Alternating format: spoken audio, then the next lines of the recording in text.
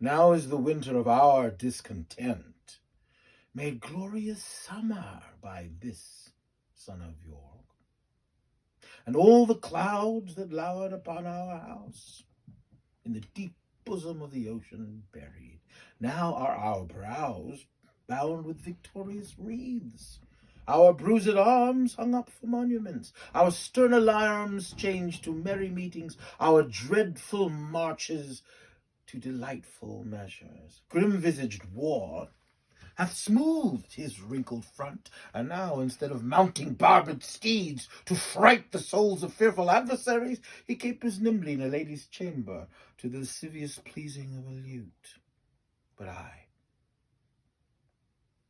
that am not shaped for sportive tricks, nor made to court an amorous looking glass, I that am rudely stamped, and want love's majesty to strut before a wanton ambling nymph, I that am curtailed of this fair proportion, cheated of feature by dissembling nature, deformed, unfinished, sent before my time into this breeding world scarce half made up, and that so lamely and unfashionable the dogs bark at me as I hold by them, why I, in this weak piping time of peace, have no delight to pass away the time,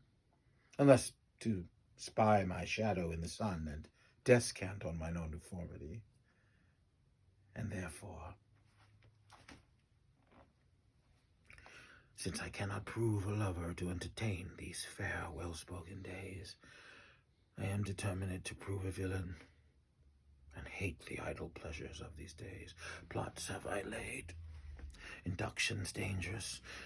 by drunken prophecies, libels, and dreams, to set my brother Clarence and the king in deadly hate the one against the other. And if King Edward be as true and just as I am subtle,